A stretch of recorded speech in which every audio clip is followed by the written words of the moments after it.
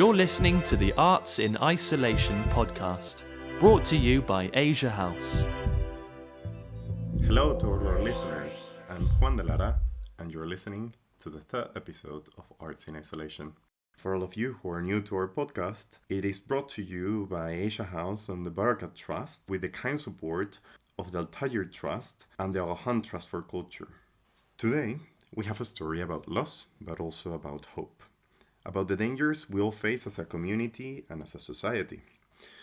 And this is extremely relevant because after this current health situation is under control, we'll face one of the biggest challenges in recent history. To overcome a scenario of economic devastation that has already started annihilating the existence of educational and cultural organizations. And the story we bring you today is one to reflect upon and to observe the outcomes of what happens when culture is threatened. But moreover, it is also a fascinating look at the history of Iran in the last 300 years, a tale of color, passion, and tradition. And for this, I have Leyla Diba here with me. Leyla Diba is a dear friend and one of the most prominent specialists in Persian art, particularly in that of the Khalya Dynasty, the family that ruled Iran from the 18th to the early 20th century. She held the post of director and chief curator of the Nigaristan Museum of 18th and 19th century Iranian art from its inception in 1975 until the Iranian Revolution in 79. After moving to the USA, she continued her scholarly activities, where she acted as an advisor to the Metropolitan Museum of Art and the Salomon Robert Guggenheim Museum, amongst many others. In 1990, Leyla Diba joined the Brooklyn Museum, where she organized the highly successful exhibition Royal Persian Paintings, the Qajar Epoch. This was the first major international exhibition to showcase Qajar art. She has curated and co-curated a number of exhibitions, among them the Iran Modern at Asia Society Museum in New York. And this was the first, again, another first, major exhibition devoted to Iranian modern art. She sits at the board of the Sudabar Memorial Foundation and the National Museum of Asian Art, Freer Sackler Galleries. I have to say I'm extremely honored to have Leyla here because it was through her exhibition of Qajar painting when I discovered the beauty and fascinating history of Persian art.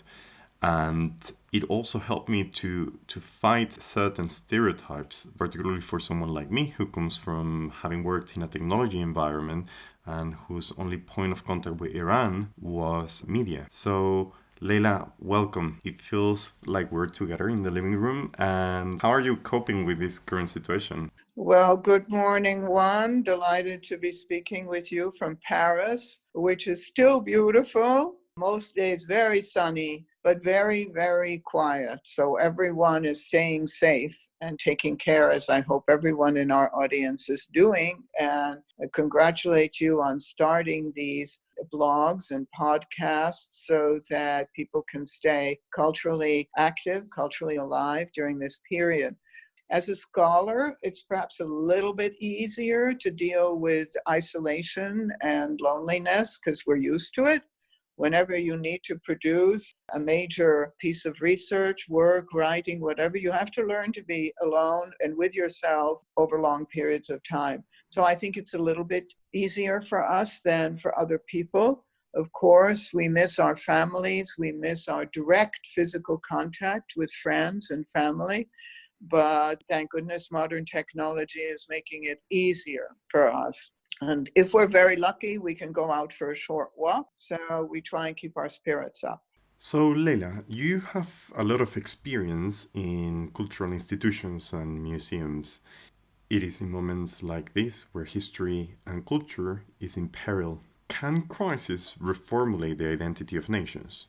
Well, certainly, I think we've seen in the last 20 years so much destruction, especially in the Middle East, starting with Bamiyan and the situation in Syria and Iraq. And certainly wars and crisis can destroy entire cultures and civilizations, not just buildings, but it destroys lives. And as you said, the identity of nations.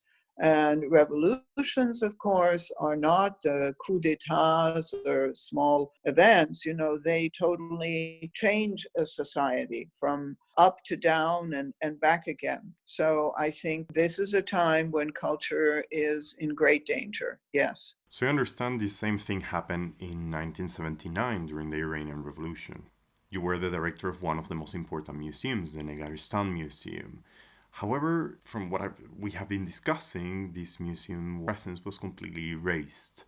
What was the Nigaristan Museum and what happened that year? Well, the museum was founded in 1975 and formed part of the complex of museums that were founded by Shah Banu Farah in order to supplement the existing museum systems. And it flourished for about 4 or 5 years until February 27, 1979, when the building was occupied by the Iranian Revolutionary Guards and the collections were handed over. Once that happened, we don't know what happened to the collections. Essentially, they disappeared. And what is very troubling is that not only did the collections disappear, but the identity and the history of the museum was erased. Erasure is not just about bombing a building or destroying a building. It's about erasing the memory of an institution. And as Milan Kundera said, our cultural institutions are symbols of the memory of a people, of the identity, national and personal. So this erasure is very critical to understand and to study and to try and somehow preserve the memory of what these institutions represented. The Nigaristan Museum's mission was to preserve, study, collect, and educate about the arts of 18th and 19th century Iran. And it began with an act of repatriation. The Shah Banu acquired for over $1 million at that time an important collection of Qajar art from England, from the Amory collection, and returned it to Iran. And then different works were added to complete the collection. So what began as a collection of 300 works approximately became over 3,000 by the end of my tenure. I was director during that time, and we became very fortunate in the fact that the Shah Banu's office continued to collect, and whenever there were works of art that fell within the area of our museum's mission, we were able to incorporate them into the collection.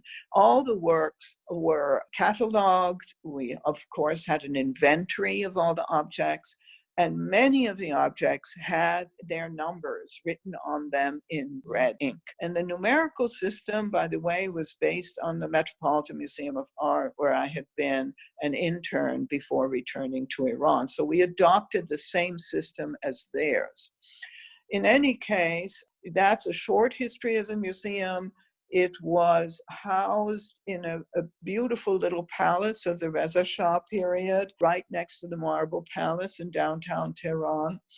And it was quite a modest building, but the interior was completely reconfigured by a Czech company called Art Centrum, which specialized in audiovisual effects. So the interior was given a very lavish decoration of gold and silk panels, and it was quite elaborate. It represented the taste of the time.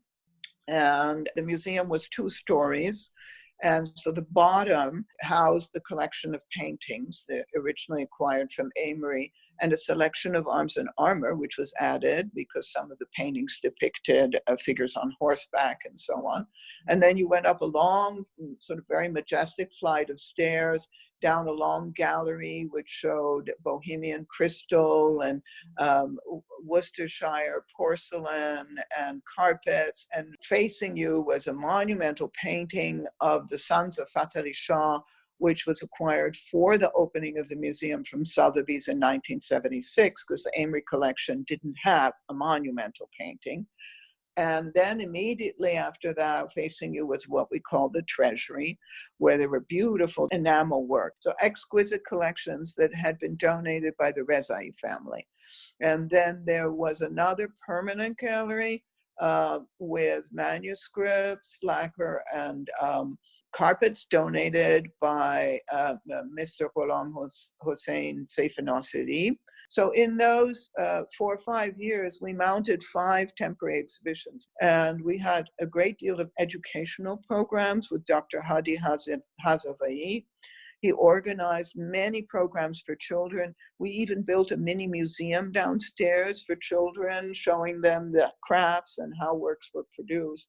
So I think the museum, which began as a sort of a state-sponsored gallery for official visitors, became a welcoming museum institution engaged with the Tehran public. And the best symbol of that was the exhibition, Religious Inspiration in Iranian Art, when for the first time we brought storytellers called Naqal, who came in and using the coffee house paintings provided wonderful lectures for audiences we had never seen before in museums. And the last project, which was never completed, was an exhibition of Turkoman silver and jewelry, which again would have been a first for any museum in Tehran. So I think it was a very vital, vibrant institution that was a sort of transitional model because we were in the 1970s and new museums were just starting to be built, and we were the first of the museums to open. So all of that is lost. It's the collections, it's their history, it's the vital role that the museum played in the life of the city. So I find surprising that a quick look at Google just doesn't bring up any results. It doesn't bring any images. You cannot find anything about the museum. So why do you think that a museum of Qajar art was a target? Before I answer that question, I'm very glad you Googled it, because that's why I began this project. What you do find if you Google is something called the Nigaristan Palace and Garden Museum, which is a completely different institution, which does house a large Qajar painting and the collection of Monir Famafanayan, and is situated in a Qajar palace. But it's not this museum. So I decided I had to write about this, and I began by writing an article for Encyclopedia Iranica, which will eventually be published. Now, I think another question before we pass to the Qajars and what they represented for the current regime is, where are the collections now? That's another reason I'm beginning to speak out, speak truth to power in a sense, because the collections have disappeared. And there were over 3,000 works, and according to my information, about 30 paintings and a very few of the other objects have been on public view. We know they went to the Saadabad and the Reza Abbasi museums. So it's very critical, really, that the authorities in Iran pay attention and try and document what happened to these collections. So I wonder if you think that it was because it was a state-funded museum that it became such a target. There were two main reasons. One is it was in a very politically sensitive area of downtown Tehran, right next to the former Senate, down the street from Prime Minister's residence, and right part of the Marble Palace complex. So I believe in 79, all these new organizations were sprouting up, and they were they needed spaces to set up their headquarters. And so that's why this was really a land grab by one of these organizations, the main one, actually, the Revolutionary Guards. So the first reason, I think it was a prime piece of real estate. They wanted that real estate, whereas other museums were more protected, as I said, politically visible locations. The other one is, of course, that as certainly at the beginning, the Islamic regime wanted to distance itself and distinguish itself from any form of monarchy. So the Qajars were last monarchy before the Pahlavis, but they were tainted by the same brush. So I think it could have been a policy of benign neglect, but because they didn't see any use for a museum of the art of this era, but it was much more than that. It was historical erasure.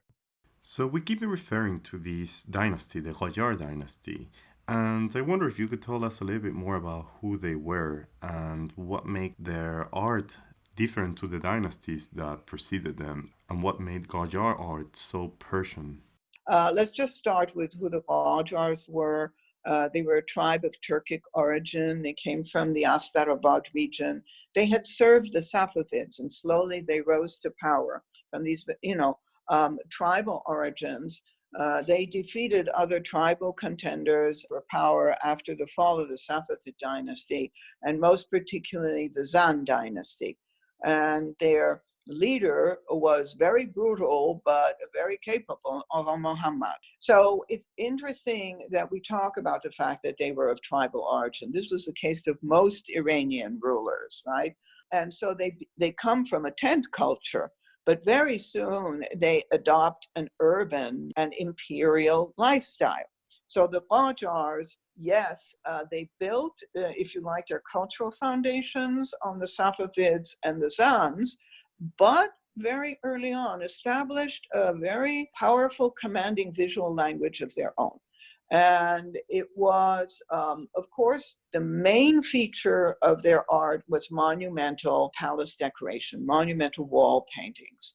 And this is a tradition that goes back all the way to the Achaemenids in Iran, really, really entrenched in Iranian culture and accepted in Iranian culture, where it is not in any of the Arab cultures. So that we can look all the way back to the Achaemenid and Sasanian eras for examples of either rock reliefs or wall paintings of life-size monumental imagery.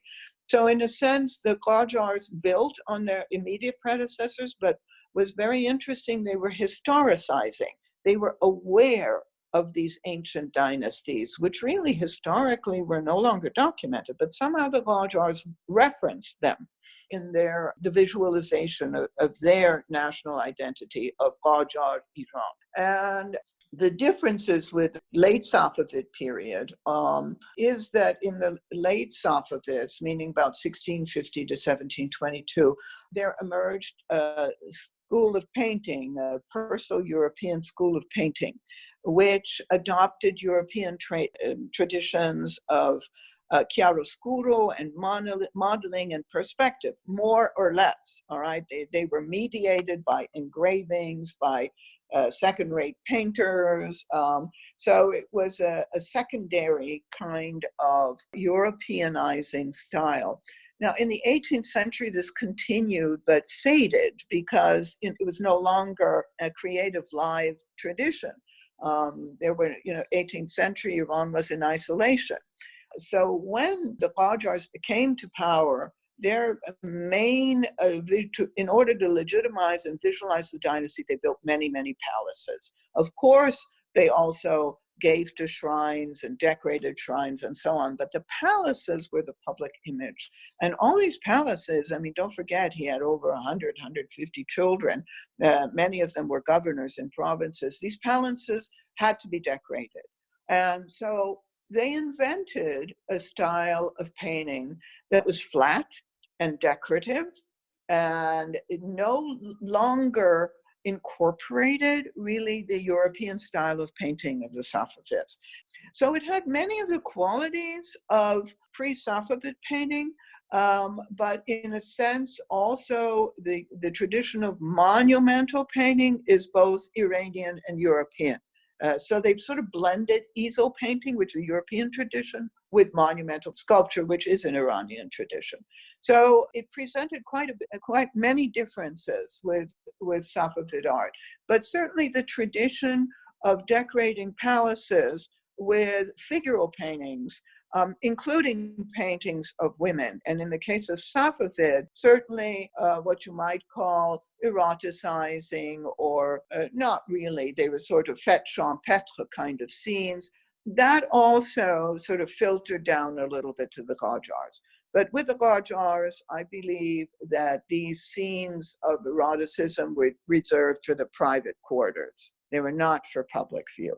And what do you think the Qajar art contributed towards a new visual identity for the contemporary Iranian artists that are currently operating? How did it shape the identity of modern Iranians? That's a very good question. Thank you, Juan. It's one I've thought about quite a bit. I think the primary vehicle for the transmission of Qajar visual culture was photography. So don't forget that during the 20 and almost 30 years of the revolution, most museums were closed, and certainly there was no Qajar art on view that people could see, but photography was. And so there were collectors, there was a museum of photography, there was especially, during the Iran-Iraq War, photography became a very important medium, and afterwards film. And so out of these mediums, an interest in the history of photography began in post-revolutionary Iran. And so primary mover for this was a photographer and artist called Bahman Jalali.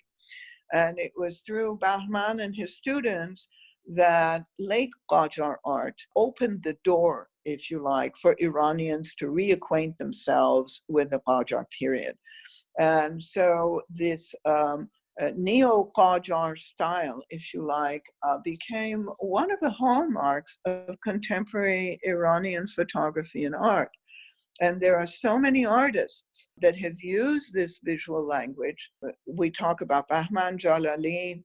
Shirin Neshat went back to Iran in the 1990s twice and worked with him and did a series of photographs called Women of Allah, which some of them are directly related to Qajar photography. The best known of this school, if you like, is Shadi Qadiryan. Did a whole series, a very amusing series about cultural accommodation or difficulties of translation between cultures in her Qajar Women series. And there are a number of other artists that we can name, artists and photographers. So I think there was a kind of nostalgia, and it was also a little bit of a risk-taking. It was a little bit of a revolt, to use this imagery, which, after all, was related to a previous dynasty, a monarchy. So I think it was a sort of form of subversion, a little bit of the reigning culture, and for artists to express themselves. So, in juxtaposition to this, how do you think that the Iranian Revolution shaped the identity of the arts and the visual language that came afterwards? Well, it went through a very dark period, Juan, as you know. In the first 20 years, there was the terrible Iran-Iraq War. And what most artists emigrated. Most of them were associated because of the great artistic patronage of the Shah Banu. Most of them were associated with the previous regime. There was an exile, a brain drain, if you like, of Iranian artists abroad. Those that stayed were a younger generation who produced political propaganda murals of the leaders and of the Iran-Iraq War. Very powerful, but very bloody. But again, it's interesting, they're mural paintings, but on even a larger scale than the Qajars. They were huge.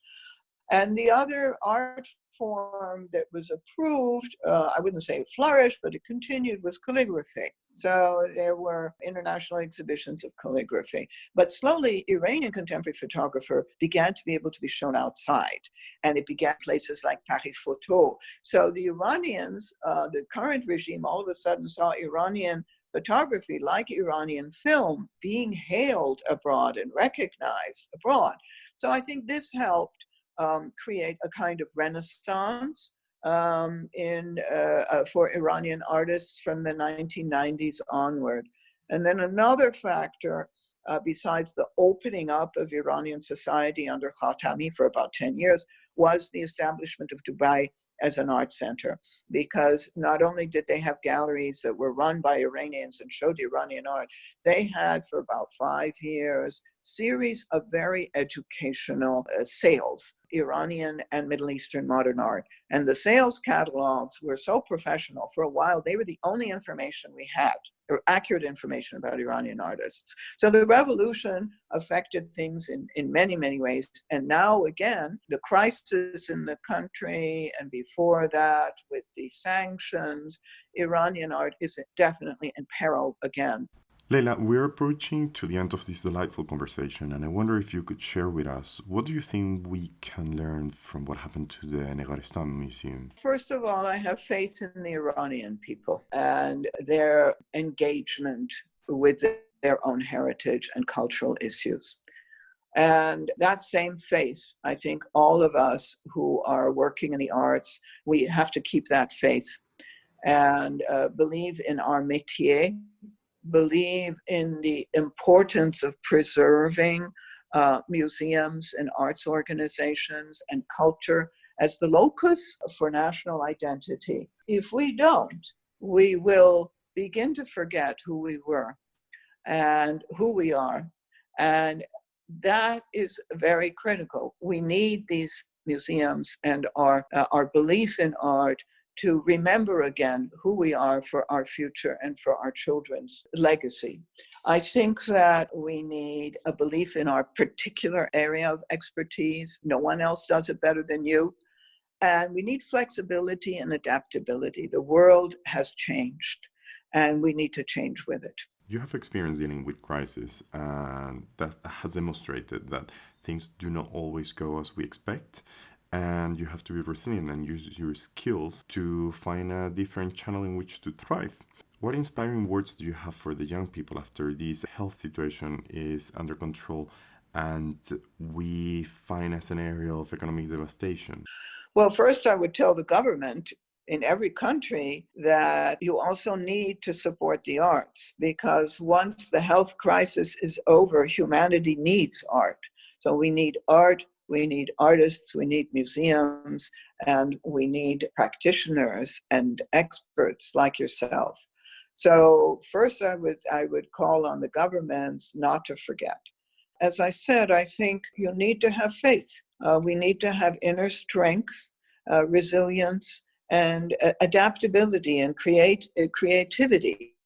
Every academic today has had to all of a sudden, in the space of a few days, learn online teaching. That is a huge learning curve. So the academics, as well as their students, are having to change. So it's about adaptability, about creativity, and about believing in yourself. Leila, what are you currently working on? What shall we be expecting from you? Well, I've been so inspired by the response to this lecture. I'm really going to continue spreading the word, and I hope to turn it into a book, because there's a tremendous amount of documentation in my archives that I would like to get out. And I would also like to mention anybody who wishes more information or would like information on the collections. I'm on academia.edu. And on Facebook, you can contact me and ask me. I'm also completing an essay for publication of Iranian artists in Russia in the 19th century, which is an interesting topic, and working on a sort of a cultural art historical work on the life and times of Hossein Taherzadeh Behzad, who was a very talented Iranian artist who began life as a constitutional cartoonist and became the Naqash Bashi of Reza Shah Pahlavi. So I'm hoping that when we will all work through this crisis, and I will share my results of my work with you. Thank you so much, Leila. It has been a privilege that you share with us your research and your knowledge. And moreover, it has been important for us, I think, your experience in the Nigaristan Museum, as I hope it is illustrative of the challenges that we all face as individuals, but also as a collective. Hopefully, not long from now, we will start seeing how all these cultural organizations react to the crisis. And I think it was a few weeks ago when you and I were sharing news about museums cutting their educational staff, which seems always to be the first trying to suffer. Yes. It has been great to have you here as a model of how to adapt and how to reinvent ourselves in times like this. It has been a pleasure speaking with you, and I hope that we can have you at Asia House soon as one of our guest speakers for our Converging Paths series.